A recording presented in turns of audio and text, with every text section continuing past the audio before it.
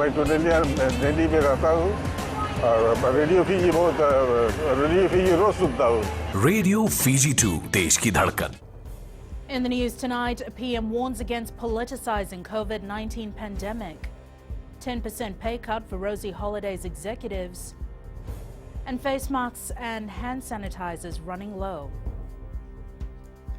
From the studios of FBC Suva, Jackie Spate. Prime Minister Voreqe Bainimarama has called on Fijians not to politicize the COVID-19 pandemic. The Prime Minister has highlighted that this is not a time to panic, but a time for prudence. Bainimarama says it's not only about protecting yourself, it's about the well-being of the countless Fijians that is everyone's responsibility. Kritika Kumar reports. Fiji will look at more stringent measures as other nations have done to aggressively prevent the spread of the virus. Do not stigmatize or discriminate against any of your fellow citizens. Do not sensationalize information.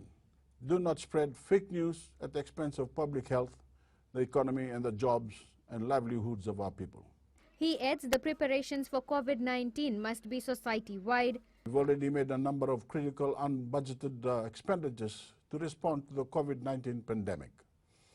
But it's clear we need to reassess our spending priorities for the remainder of the financial year. The Prime Minister says those with pre-existing conditions and NCDs like diabetes, heart disease and cancer are at a risk of death by COVID-19. So I encourage all Fijians to use this moment to make lasting lifestyle changes to improving your health. By doing so, you are guarding yourself and those you love from communicable viruses like COVID-19. And of course, non-communicable diseases alike. He adds Fijians need to be aware of the risk and actively participate in the nationwide response, emphasizing on the importance of washing hands with soap and water on a regular basis. Kritika Kumar, FBC News. 25 executive staff of Rosie Holidays have taken a 10% pay cut to cushion the effects of COVID-19, while the remaining 575 staff will work on reduced hours from April. The company, which is one of the largest inbound tour operators, estimates a $15 million revenue loss since the outbreak. They now fear this could worsen as we get closer to our peak tourism period, which runs from June to August. Felipe Naikaso reports. It's important that when we come out of this storm, a tough stance has been taken by the management of Rosie Holidays to deal with the setbacks of COVID-19. All our executives are already on a 10% salary cut. That's effective immediately. And all our line staff, effective from 1st April, will be on reduced hours. So we'll have one day off every 2 weeks. But being mindful, and we communicated this to our team, that everything was being monitored. Witten given assurance that they will not be laying off any staff, as family is always a priority, but for now they are closely monitoring the operational expenses. The key goal is to ensure that every staff has a job.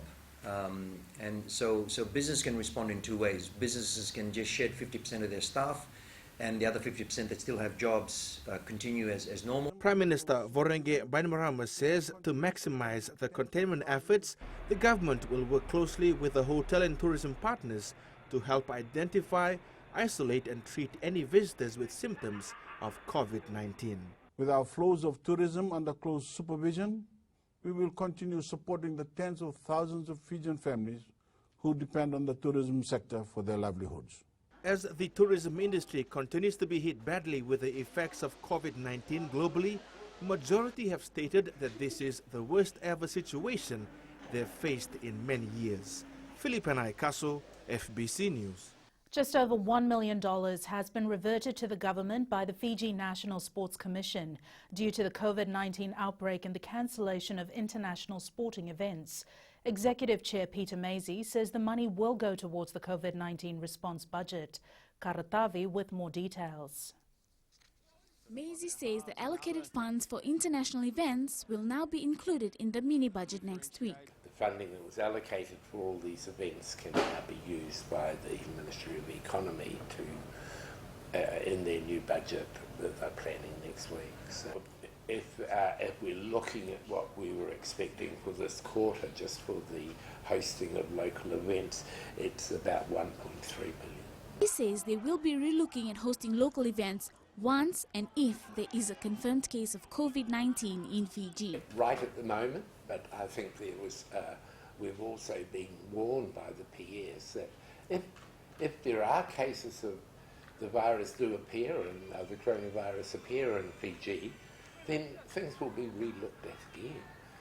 The Fiji National Sports Commission will be working with the government to help educate people on COVID-19 through its rural and urban programs. No longer are we going to a program and starting to talk about sports.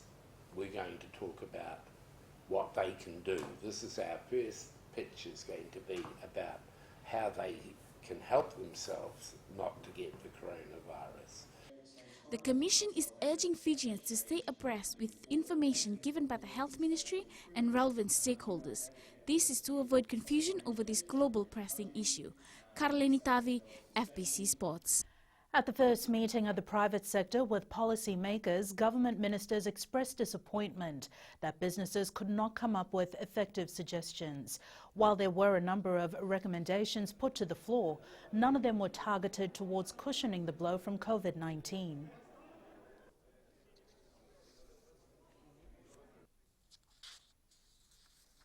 What we saw today was more of a general suggestions, very broad. In some cases, it's not even relevant now, knowing that COVID-19 is more difficult issue to handle as compared to global financial crisis. Anxiety and uncertainty right now, and they need to collect their thinking together in terms of what assistance they require. You've heard the ministers; they were quite clear in asking business what can be done for them. We now join Koroi Tandulala, who was at the forum. Koroi, what else was discussed at the forum this afternoon? Thanks, Jackie. It was a very interesting meeting between the Minister for Trade, Pramila Kumar, the Economy Minister, Ayaz Said Kayum, as well as the business community that was held in Suva earlier this afternoon. Now, some of the suggestions that was put forward by the business community as to how they can better prepare themselves for the effects of COVID-19, and for me to name a few, are reduced taxation rates for companies and SMEs, stop departure tax, and SRT e-Kalenestiti to be suspended. Now, keep in mind that these are all just suggestions. However, the minister, both Minister Pramila Kumar and also the Economy Minister Ayaz Said Kayum, is also highlighted the need for businesses to actually come up with relevant strategies on how they can actually prepare themselves for COVID-19. Now, some of the issues that both ministers were looking to get from this meeting with the business community is to see whether some of them who actually source their raw materials either from China or any product from that matter from any country that is currently being grappled by COVID-19. However, that was not the case today. None of them were able to highlight any of those issues. Now, the expectation from both the Ministry of Economy and Ministry of Trade is for businesses to return to the drawing board, identify the issues that they're currently facing, and develop relevant strategies and propose and make the submissions to the relevant ministries before the supplementary budget on the 26th of March, so that the government may take it into consideration, and that is next week, Thursday. Jackie. Thanks so much for that, Koroi. Face masks and hand sanitizers are low in supply, but this is not reason enough for people to panic should Fiji have any cases of COVID-19. Pharmacists have confirmed that practicing good hygiene will go a long way in preventing infections, especially with the limited stock of face masks and hand sanitizers in Fiji. Lena Rees reports. The proper face masks used during an outbreak is the N95 masks that pharmacies do not have in stock. I do not think anybody has it at the moment, but again, it's not really important, let's say, that everybody do wear masks, especially if you're practicing good hygiene. The supply from manufacturers is another contributing factor to the shortage of face masks in the country. It's mostly manufactured by China and India. So what happens is that China was the first country which got COVID-19. So it was reasonable for their government to restrict this supply to other parts of the world, so that there is enough face masks for their population. Health Minister Dr. Feremi Wangai-Nambete, while speaking on For the Record last night, confirmed that ordinary Fijians don't need hand sanitizers or face masks to protect themselves from COVID-19. Personal hygiene, soap and water, making sure that we don't cough. Those who may have the sickness don't cough into spaces, and therefore, the droplet goes and hits a surface, somebody picks it up from there. It's shelves like these that most people find in supermarkets and pharmacies when looking for hand sanitizers and face masks, but pharmacists are advising the public that simple washing of hands and proper hygiene can help prevent infections. Lena Reese, FBC News. Up ahead, residents frustrated with frequent water cuts. And Electoral Commission notified of empty seat in Parliament. Details after the break.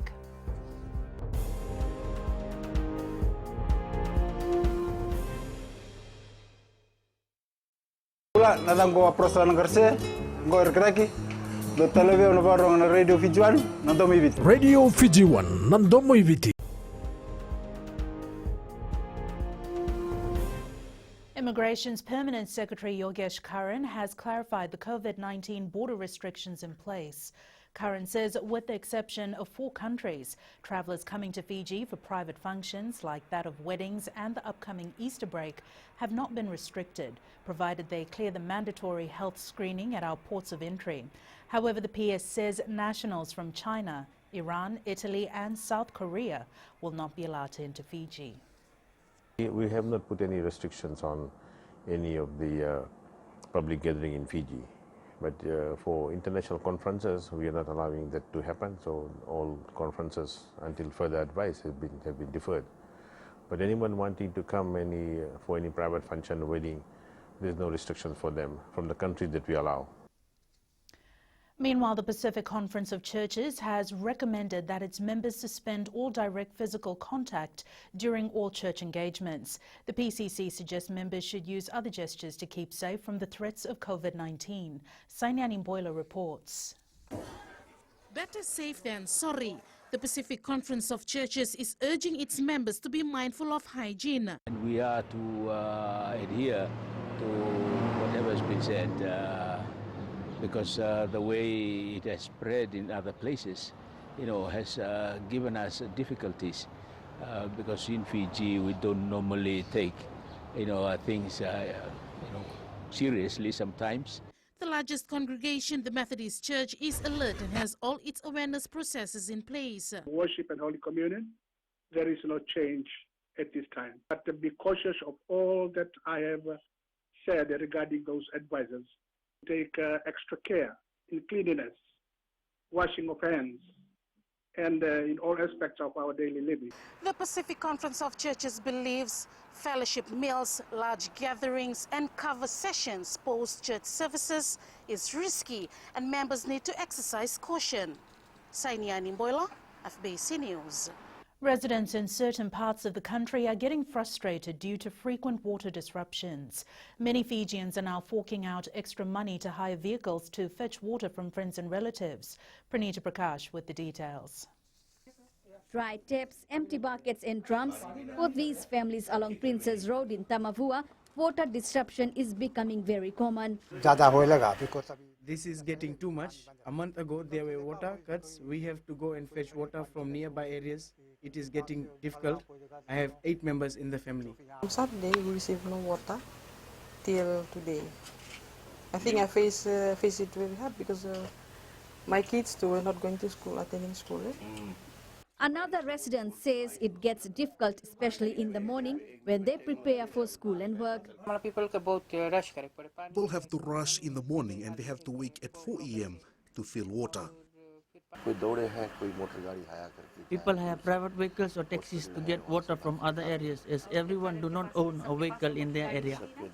Several areas along this corridor have been facing water disruptions from Saturday due to a burst main in front of the Tumi Hospital. The Water Authority had earlier stated that they are trying to ensure that Fijians get consistent water supply. It is anticipated that the Rewa River Water Supply Scheme will assist in normalizing water supply along the Suvarnasori corridor. Pranita Prakash, FBC News. The Electoral Commission was notified this morning of a vacant seat in Parliament. Speaker of Parliament Ratuepeli Nailatikau notified the EC about the vacancy via letter. The seat became vacant following the resignation of former Lands Minister Ashnil Sudhakar from the Fiji First Party. Sudhakar has been accused of sexual harassment by several women. The Secretary to the Electoral Commission will table the letter at the next meeting of the Electoral Commission, which is yet to be scheduled. In our successful Fijian segment last night, we featured young Anne-Marie Randuva, who we incorrectly named as Anne-Marie Nanduva. We would like to apologize to this young, fearless climate change activist for this error. FBC News would like to further sincerely apologize to Anne-Marie for any embarrassment and inconvenience that this has caused her and her family. And we now join Whitney with the latest from business. Thanks, Jackie. Coming up after the break. New technology impacts postal business. And in growing Fiji, shrimp farms alternative livelihood for Rewa Delta residents. Stay with us.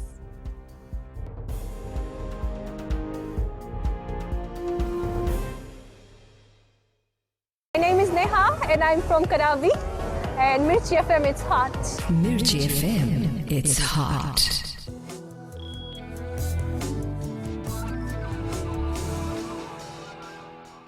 Leading business, the rapid change in technology has transformed how people keep in touch with families and friends at the expense of the postal service.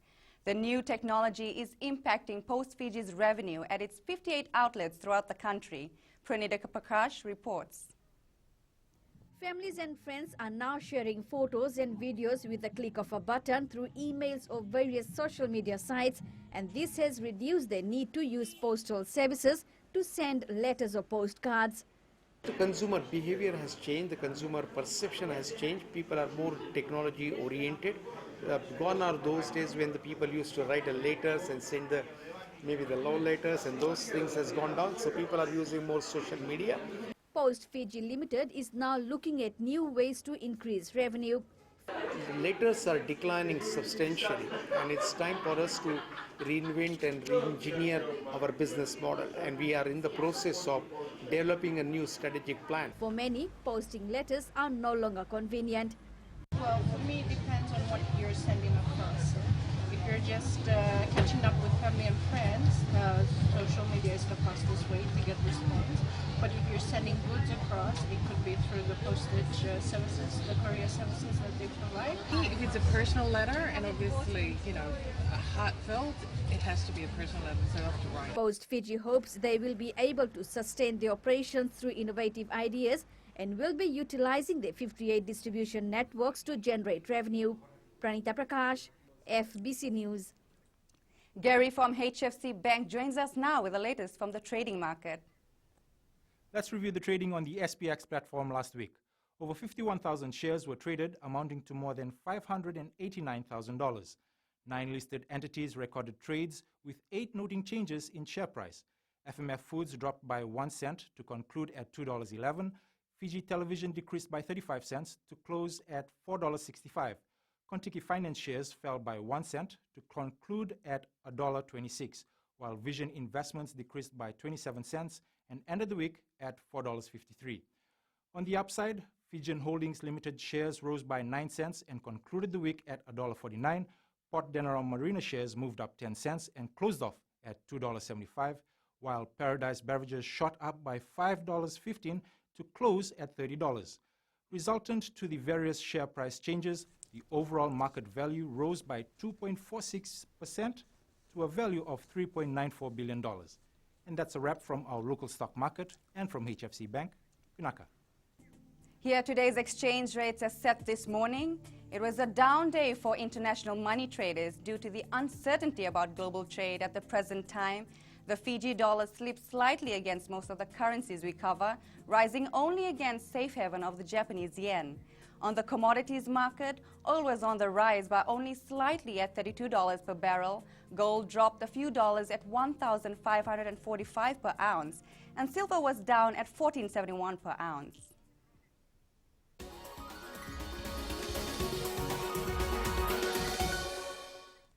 Brackish shrimp farms have been set up along the Rewa Delta as the alternative livelihood source. Villages in Natila, Waidoka, Navekau and Narovake have the first of its kind to be funded through the International Tropical Timber Organization. Permanent Secretary Fisheries Panembal Inambuli says, by easing the strain on mangroves, the shrimp pods allow the reforestation of the mangroves.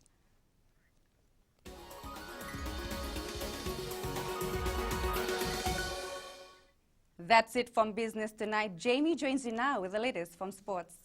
Naka Whitney and good evening. In Sports Tonight, indefinite ban on foreign athletes, and Kavala ready for Mara's Sevens tournament. There's some more coming up.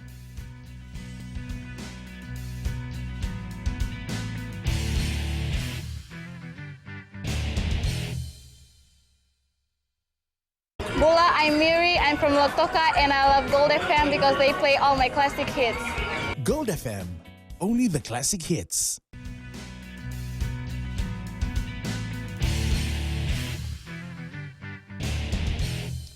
Overseas athletes and officials will not be allowed to be part of local tournaments.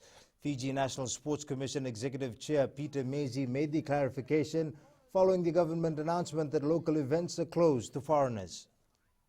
We do have a number of local events, and even the Coca-Cola Games generally has some people from overseas. But that has been now clearly spelled out that any overseas competitors will not be able to come to these events. Mezi adds the Commission is working closely with the Health Ministry to ensure the safety of all athletes. The Oceania Archery Championship has been cancelled in light of the coronavirus outbreak. This was confirmed by Archery Fiji President George Fong. The championship was scheduled to be held in Fiji from the 6th to the 9th of next month, serving as a qualifying round to the Tokyo Olympics. Fong says they're in contact with the World Archery Federation on how to proceed with the Olympic qualification. The Kavala Sevens team will make its debut at the 44th Fiji Beramara Sevens tournament this week. Tale Materakula caught up with the Kandavu-based team at training today and filed this report. These players want to showcase their talent at the first outing in any major local tournament. All the players here this is for their first time for the Mara 7. So a few players have been already playing the Mara 7, so yeah, preparation is going well right now. So we are trying to adapt the boys to the tournament. The team aims to give younger players a feel of the biggest local sevens tournament. Just to give the boys more experience and exposure for the boys and for the team as a whole. Coach Navitalai Tawake says developing skills is the main objective for the side. To participate in more tournaments here in Pichilewu and Honolulu. The more they participate in such tournament, the more they get experience. The Kavala Rugby Club is the Yaumbula Sevens title holder in Kandavu, looking to go a step further on Thursday. The Marist Sevens tournament will be held from the 19th to the 21st of this month at the NZ Stadium in Suva. Tali Materkula, FBC Sports. Former Manchester United player Wesley Brown believes an early start for young players will take them a long way. Brown arrived in the country last week to attend the Fiji Football Annual Awards over the weekend. Having about 20 years of football experience from the young age of 12, Brown is confident that Fijian youngsters can make it into the world's biggest football clubs if they receive the right guidance early. I mean, it takes time. Obviously in England you have a really good structure from an early age, really good scouting system, and then once you get the players in, it's pretty easy to get them, training week in, week out, and it's starting to change a little bit in India, and hopefully it will do the same here in Fiji. That's it from Sports Tonight. You can join Angie later on with weather. And in the world of the weird and the wonderful, a UK-based artist has been criticized for spawning horrific clay creatures. Find out more after the break.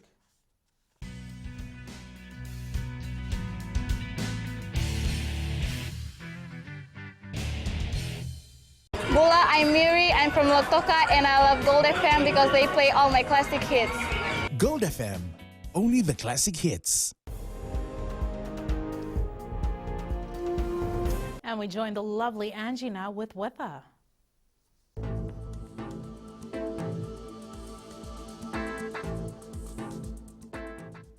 Marhaba! We're bringing some Lebanese spice into our weather bulletin tonight. Now, ever thought why Mondays are so quick and Fridays are usually a drag? I haven't either. Hope your new week started off on a high with less rain. Now, moving on, looking to the west, brief showers, which was buried by sunshine. No matter what, this portion of Fiji will always be warm. Eastwards from Peck Harbour to Suva, sunshine was out and about. Showers will drool over tonight. How very exciting. And up north, after some time, prolonged showers were doing their best, making everything gloomy and wet. At sea, easterly winds 20 to 25 knots, moderate to rough seas. Now turning to the tides, high tide at 12:56 a.m. with low tide at 6:53 a.m. Sunrise at 6:09.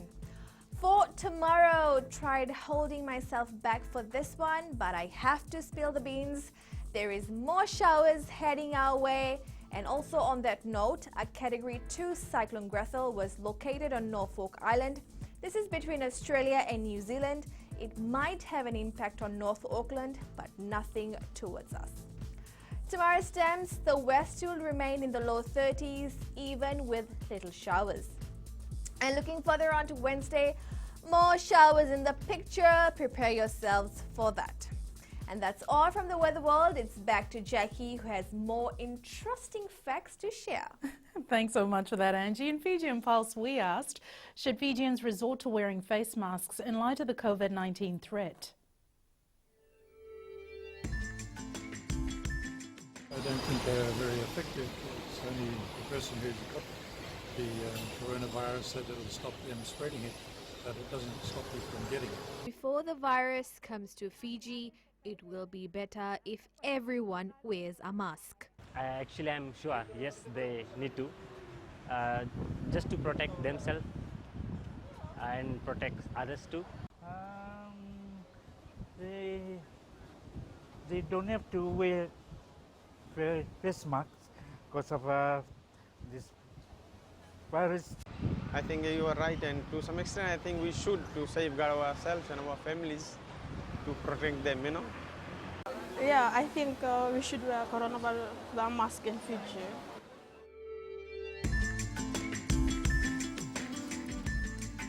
Recapping the main stories for tonight, PM warns against politicising COVID-19 pandemic, 10% pay cut for Rosie Holiday's executives, and face masks and hand sanitizers running low.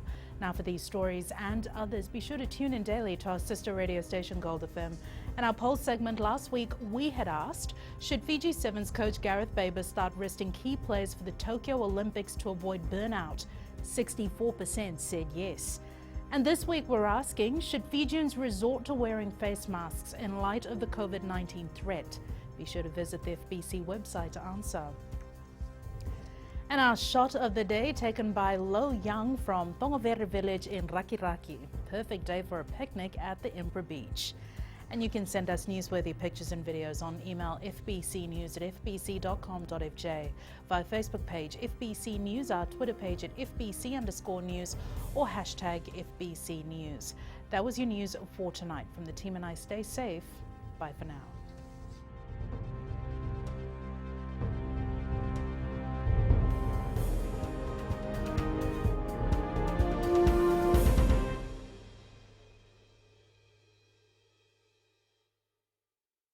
Bola, I'm Miri, I'm from Lotoka, and I love Gold FM because they play all my classic hits. Gold FM, only the classic hits.